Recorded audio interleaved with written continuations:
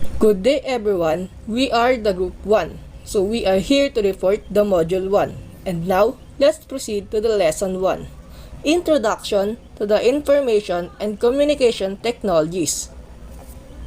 In today's generation, information and communication technologies are commonly used in everyday lives. We usually use our phones to communicate to our family, friends, work, and business.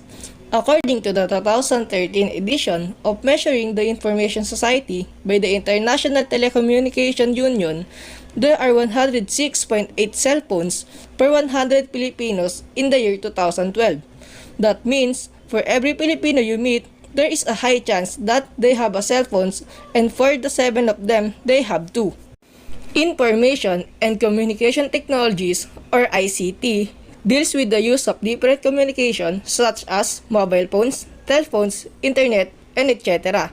to locate, save, send, and edit information. ICT is playing central role in the development of social business, especially here in the Philippines. That is why the country was dubbed as ICT Hub of Asia.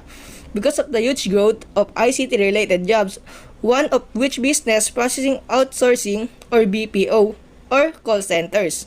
Information and Communication Technologies or ICT is a broader term for information technology or IT, which refer to all communication technologies.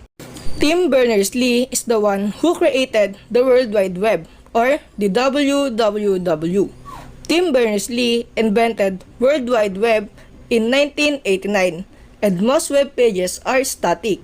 It is just a flat page or ordinary page in the sense that the page is as is and can be manipulated by the users. The content is also the same for all users, and it is also called read-only web. This is referred to as Web 1.0. The Web 2.0 is the evolution of Web 1.0 by adding dynamic web page, and the users is able to see a website differently than the others. Example of Web 2.0 includes social networking site, blogs, wikis, web applications, and hosted service. Users are allowed to interact with the page instead of just reading a page. Able to comment or create a user account, that is why it is called read-write web. Also allow the users to use web browser instead of just using their operating system. The term Web 2.0 was coined by Darcy DeNucci in 1999. Browsers can now be used for their interface, application software, or web application, and even for file storage. Since the update is created, also the features has been updated too. The features of 2.0 are taxonomy, rich user experience, long tail, user participation, software as a service, and mass participation. Taxonomy. It allows users to categorize and classify or arrange information using freely chosen keywords, for example, tagging. It is popular in social networking sites such as Facebook, Twitter, Instagram, and etc. It is used tags that start with a pound sign or hashtag. Rich users experience. The content is dynamic and responsive to users' input. A website that shows local content would be an example. In the case of using networking sites, when you log on your account, is used to modify what you see in their websites. Long tail. Services are offered on demand rather than on a one-time purchase. In certain cases, time-based pricing is better than file size-based pricing or vice versa. It is the same as subscribing to a data plan that charge you for the amount of bandwidth you use. User participation. The owner of the website is not the only one who is able to put content. Others are able to place a content of their own by means of comment, reviews, and evaluation. Some websites allow reader to comment on an article, participate in a poll, or review a specific product. Shopee, Lazada, Amazon.com, and eBay are some of the commonly used online stores that features for user participation. Software as a service. User will subscribe to a software only when needed rather than purchasing them. Google Docs is a free web-based application that allows the users to create and edit words processing and spreadsheet documents online. This is a cheaper option for you if you didn't always need to use software. However, there are some apps that are better than to Google Docs, but you need to pay for it to use their full features. Mass participation. It is a diverse information sharing through universal web access.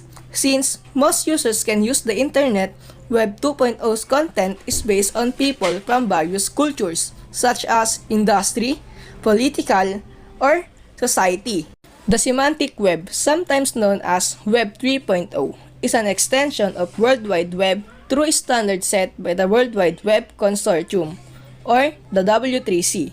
The goal of the semantic web is to make the internet data machine readable. According to W3C, semantic web provides a common framework that allows data to be shared and reused across application, enterprise, and community boundaries.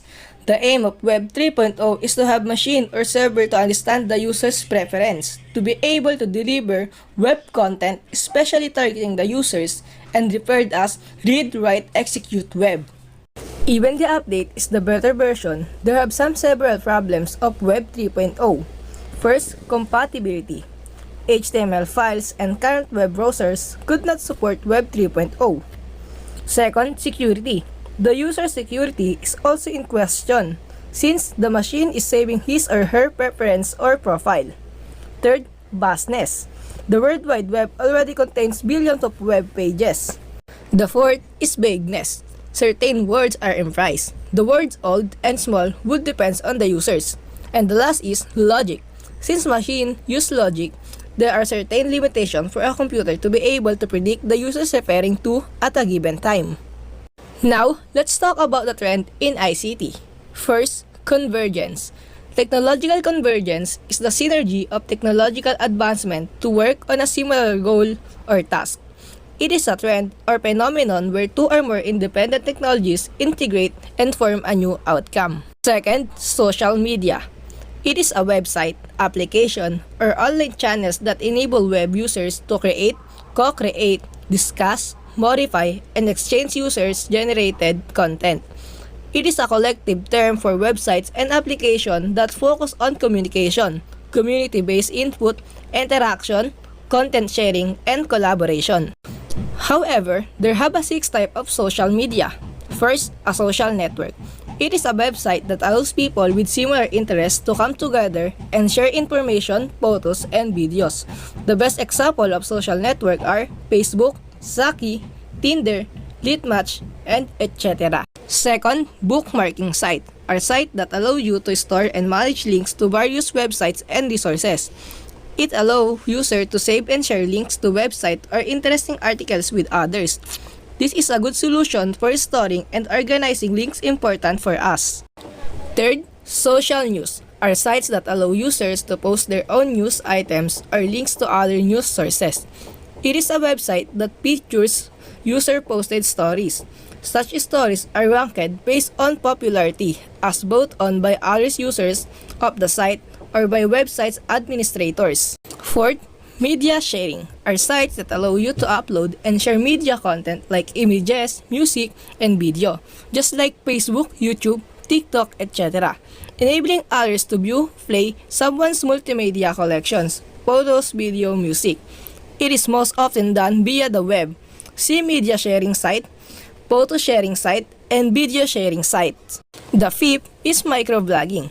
This is the sites that focus on short updates from the users like Twitter and Tumblr. It is a combination of instant messaging and content production. With microblog, you share short message with an online audience to improve engagement. And the last is blogs and forums. Our websites allows users to post their content just like Blogger, WordPress, and Typepad.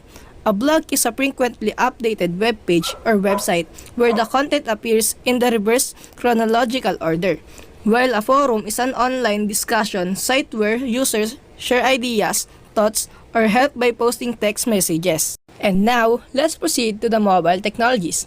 The popularity of smartphones and tablets has taken a major rise over the years. This is largely because of the device's capability to do tasks that were originally found in personal computers. Always remember that mobile technologies have different kind of operating system. iOS are used in Apple devices such as the iPhone and iPad. Android, an open source operating system developed by Google. BlackBerry OS are used in BlackBerry OS and BlackBerry phones. Windows Phone OS, a closed source and proprietary operating system developed by Microsoft. Symbian, the original smartphone OS used by Nokia devices. Web OS originally was used for smartphones, now used for smart TV. Windows Mobile, developed by Microsoft for smartphones and Pocket PC. And now, let's talk about the last trend in ICT, the assistive media, a non-profit service designed to help people who have visual and reading impairments. A database of audio recording is used to read to the user. It is the Internet's first audio solution for persons with print reading access barriers. The audio recording of the literary works produced by assistive media are now easily accessible on demand to the ever-growing number of persons with disabilities who now use the Internet. That's all for the lesson 1. By the way, I'm Will Prepotente and my teammate's name is Midsi Mendaros. Since we're done discussing the lesson 1, we can now proceed to the lesson 2. Lesson 2. Rules of Etiquette. Objectives. At the end of this reporting, the student should be able to consider one and other safety when sharing information using the Internet. Consider one's and others' reputation when using the Internet. Determine and avoid the danger of the Internet. Be responsible in the use of social networking sites and browse the Internet efficiently and properly through properly referencing. Okay, let's talk about online safety and security. The Internet is truly a powerful tool. It can be used to promote your business, gain new friends, and stay in touch with the old ones. It is also a source of entertainment. But like most things in this world, there is always another side of a coin. The Internet is one of the most dangerous places, especially if you don't know what you are doing. Type of information and its risk. First name. There is a risk in sharing your first name. Chances are a hacker already knows plenty stuff about you. Even if you only give your first name. You cannot just walk in a room and start introducing yourself to everyone.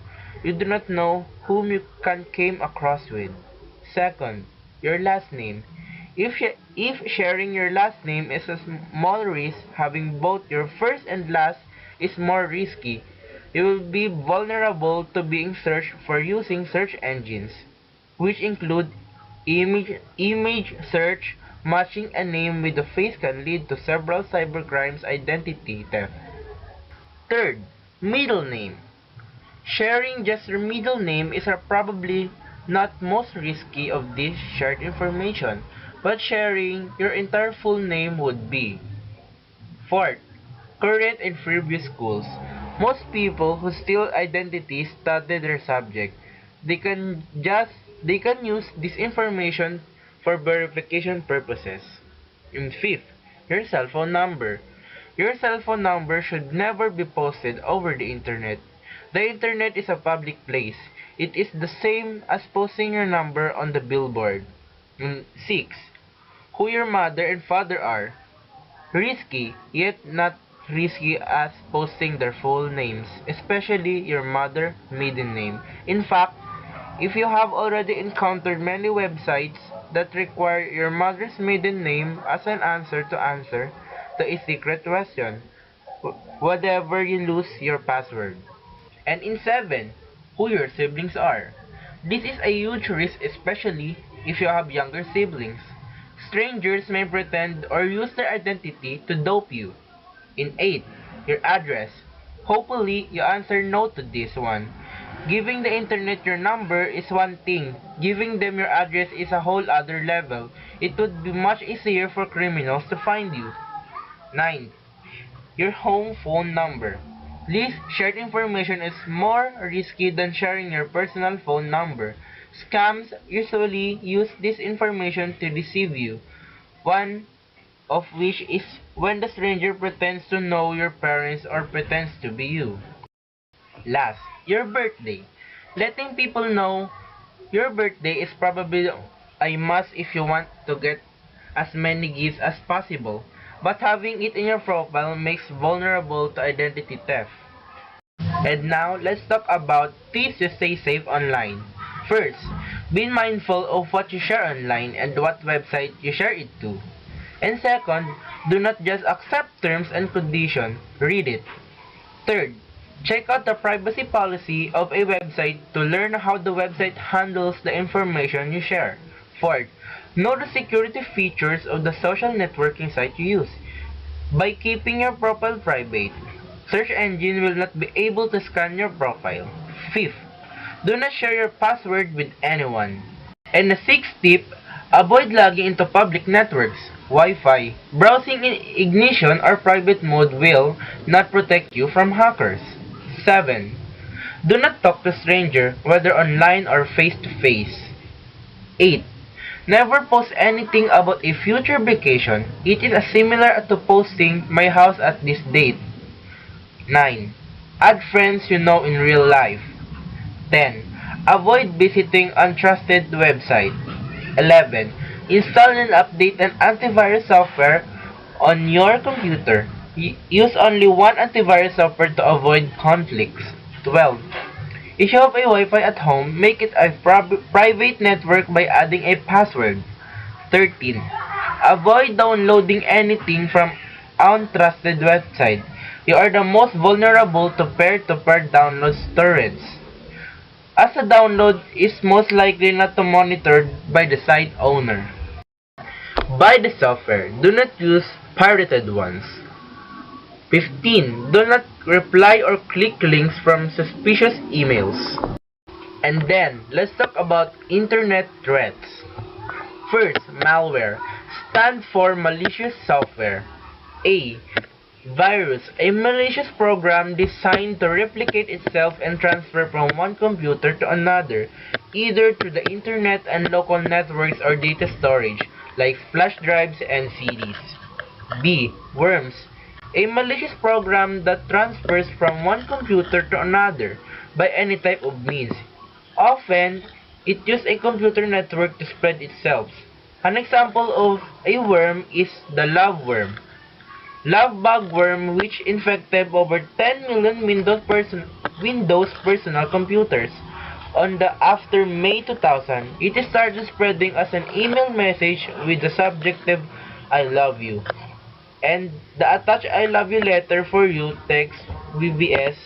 The "I love you" worm infected computers all over the world, and it was created by an Filipino. Letter C. Trojan, a malicious program that is disguised as a useful program but once downloaded or installed, leaves your PC unprotected and allows the hackers to get your information. Rogue security software tricks the user into posing that is a security software it is asks the user to pay to improve his and her security, but in reality they are not protected at all. And in letter D, spyware, a program that runs in the background without you knowing, thus is called spy. It has the ability to monitor what you are currently doing and typing through. Keylogging. Keyloggers use to record and keystroke done by the user. This is done to steal their password or any other sensitive information. It can record email, message, or any information you type using your keyboard. E. Adware, a program designed to send you advertisements mostly as a pop-ups. 2. Spam, unwanted email mostly from bots or advertisers. It can be used to send malware. T. Phishing, its goal is to acquire sensitive personal information like password and credit card details. This is done by sending you an email that will direct the card or personal information. The user will be asked to visit a website and update his or her username, password, and credit card PIN. Next, farming, a more complicated way of phishing where it exploits the DNS or domain name service system. Next, let's talk about protecting online reputation and think before you click. Before you post something on the web, ask this question to yourself. Would you want your parents or relatives to see it?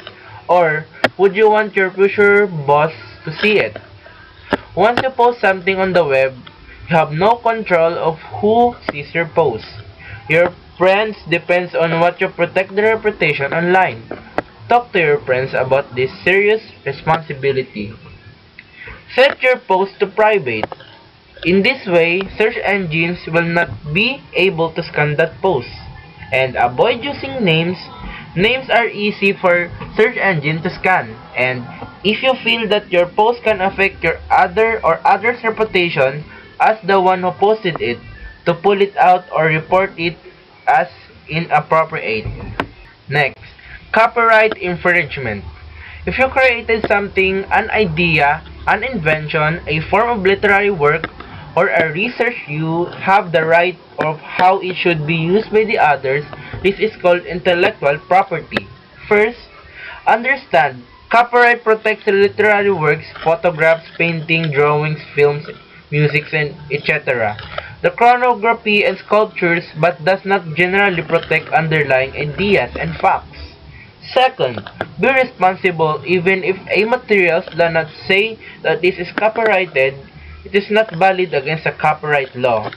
Third, be creative. Ask yourself whenever that you are making is something that came from you and something made from somebody else's creativity. And the fourth, know the law. There is some limitation to copyright laws. In the Philippines, lifetime of the creator plus 50 years of fair use prohibition. Lastly, let's talk about online research. Information that we need is more likely already in the internet. It's just a matter how to look. 1. Have a question in mind. Focus on a question that you want to be answered. If it is a series of questions, start with one. Never search everything on one to go. Second, narrow it down. Use filters to determine the most appropriate results. And third, advanced search. It is the best way to filter information. 4. Look for the credible sources. Some wikis filled with updated information are not credible sources. When using wikis, check out the link of the cited text and read reference. 5th, give credit. Give credit to the original author of the page or the information that is given to you. A pleasant day everyone, I'm Joanna Nicole Santiago together with Miss Kimberly Porcadilla and Miss Arwena Ramirez. We will be discussing the Lesson 3 Advanced Word Processing Skill.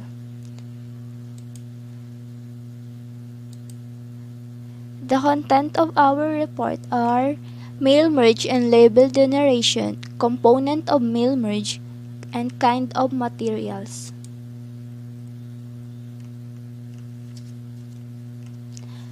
Word processing is the use of the computer to create, edit, and print documents. Word processor is a software program that is capable of creating and printing documents. Microsoft Word is a widely used commercial word processor designed by Microsoft. Microsoft Word is a component of Microsoft Office suite of productivity software, but also be purchased as standalone product. It was initially launched in 1983 and since been revised numerous times. Nowadays, it is easier to find or send a letter to compose letter because of high-tech technology and internet. This includes Microsoft Word Office, where you can write and send letters using this application. And for this discussion, it's connected to the Microsoft Word Office. Mail merge allow us to create documents or merge them with another document or data file. From the word itself, merge means combine or to combine to form a single entity. Mail merge is a method of taking data from database, spreadsheet, or another form of structured data and inserting it into documents such as letters, mailing labels, and name tags. It allows us to create or merge documents. with another document.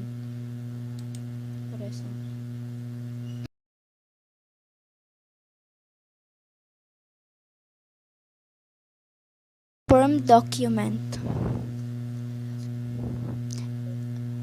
It is generally the document that contains the main body of the message we want to convey or send. The main body of the message is the part of the form document that remains the same no matter whom you send to from among your list. Data or image fields marks the position on your form where individual data or information will be inserted. It be denoted by the symbol like this. It's just like the other letter, it had the date, the signature, the body, and the address that arranged. You can send it to the people listed on your list without changing the body of your letter. And it will arrange by the address, the date first, the address second, and the body, and lastly the signature.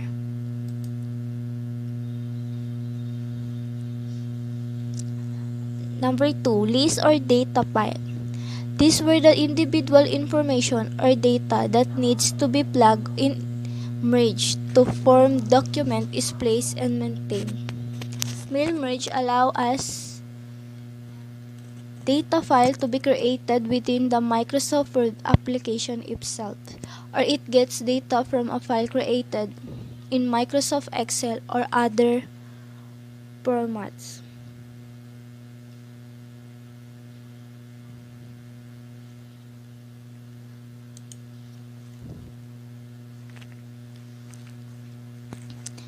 This is an individual paper from Excel or other formats, then will be merged to create a one document.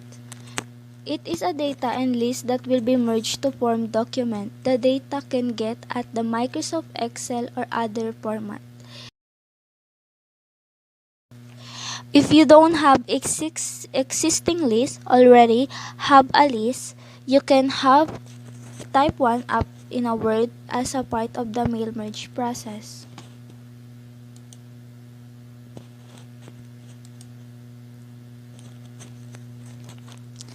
And last one, the level generation.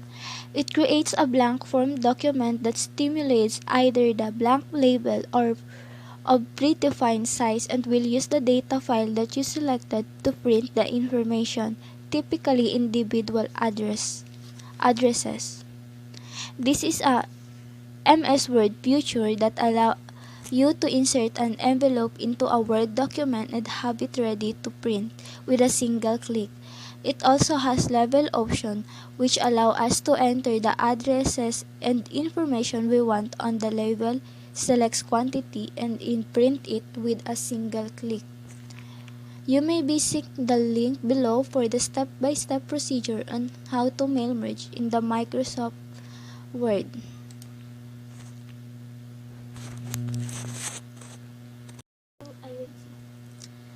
Kinds of materials. There are different kinds of materials that Microsoft Word can incorporate to make documents richer, more impressive, and more informative. The first is pictures. Generally, these are electronic or digital pictures or photographs you have saved in any local storage device. These are electronics or digital pictures you have saved on any local storage device, and there are three commonly used types of image files. You can identify them by the extension and their file names. The first is JPG or JPEG. It does not work well on lettering, line drawings, or simple graphics. JPG are relatively small in file size and supports 16 million colors. It is pronounced as JPEG. Is it the short form of JPEG or Joint Photographic Experts Group, like all other image file extensions? It recognizes the type of data compression process that it uses to make it more compatible or portable via the internet. And the second is GIF. It is capable of displaying simple animation. GIF is much better for local small text, black and white images, or low-resolution files. It supports 256 colors. GIF it stands for Graphics Interchange Format. This type of image file has the ability to display transparencies. Therefore, it is good for mixing with other materials or elements in your document. It also has the ability to display simple animations. Apparently, it may not be very useful in a printed document, but if you send documents electronically or via email, or even post documents on a website, it can be quite amazing. The downside is that it can only support up to 256 colors, so it looks great on most logos and art decor with very limited and generally solid colors. GIF is better for logos, drawings, small text, black and white images, or low-resolution files.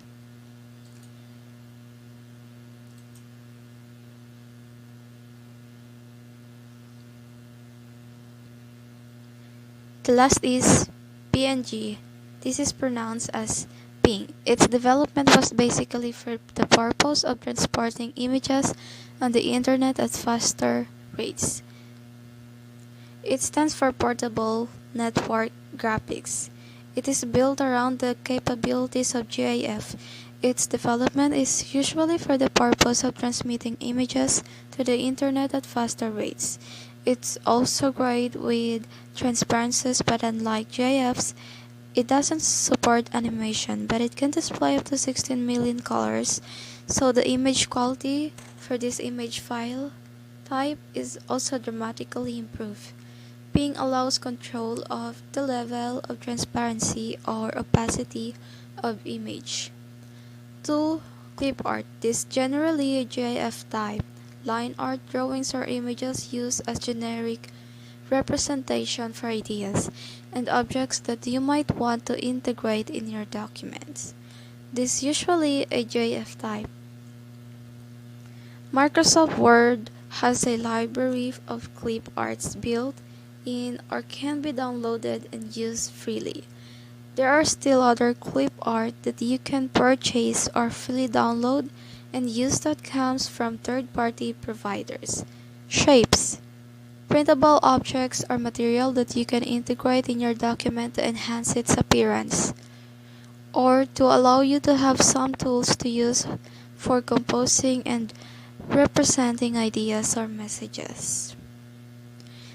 These are printable objects or materials that you can integrate in your document to enhance its appearance or allow you to have some tools to use for composing and representing ideas or messages.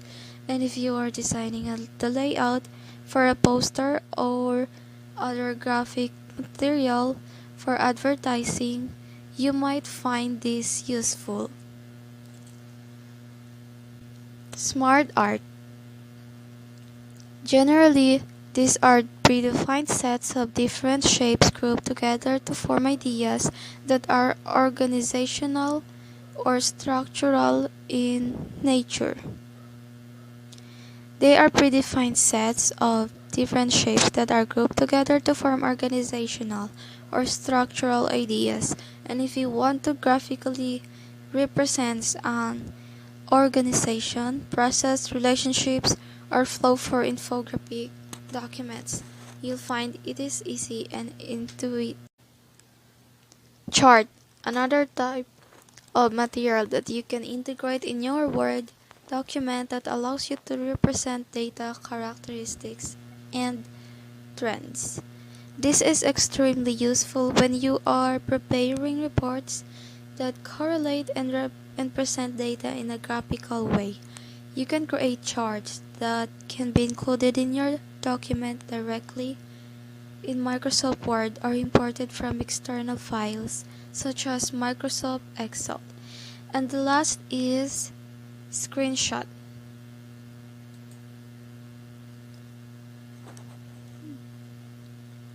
Generally, these are electronic or digital pictures or photographs you have saved in any local storage device. Sometimes, creating reports or manuals for exercises or procedures will require including a more realistic picture of what you are discussing in your report or manual. Nothing can give you a more realistic picture than a screenshot. Microsoft Word even provides a snipping tool for your screenshot so you can select and display only the exact part you want to capture on your screen.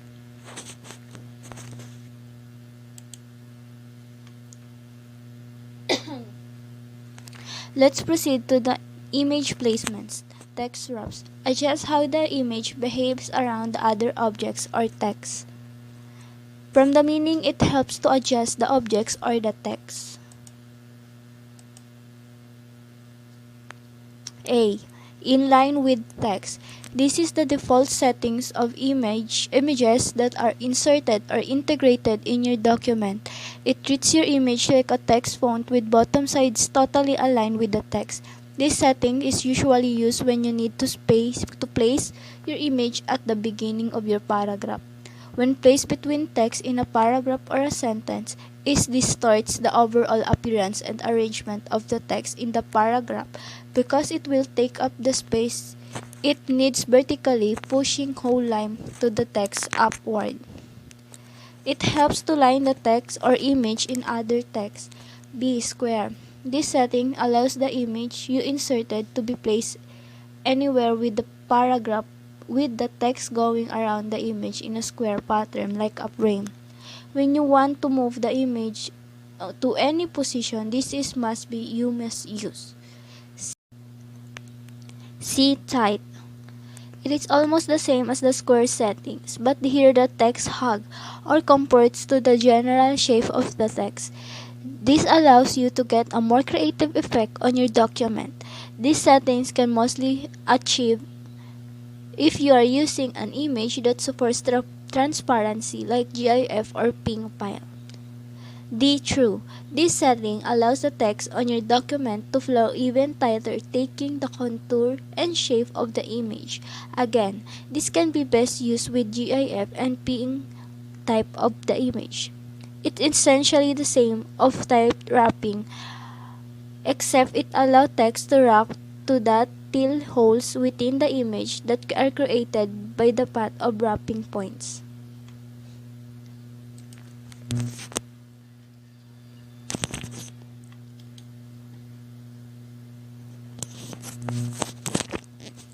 E. Top and bottom. This setting pushes the text away vertically to the top and or to the bottom of the image, so that the image occupies the whole text line on its own. This settings drives the text away in an upward direction to the top or potentially the lower part of the picture with the goal that the picture involves an entire text line all alone. F. Behind the text. This allows your image to be dragged and placed anywhere on your document but with all text floating in front of it. It effectively makes your image look like a background. This permits your picture to be held and set any place on your archive yet with every one of the text drifting before it. It adequately makes your picture resemble a foundation. G. In front of text. These settings allows your image to be placed right on the top of the text as if your image was dropped right on it. That means whatever part of the text you place the image on, it will be covered by the image. This setting permits your picture to be put right up on the top of the text as if your picture was dropped right on it. That it implies whatever piece of the text you put that picture on, it will be covered by the picture.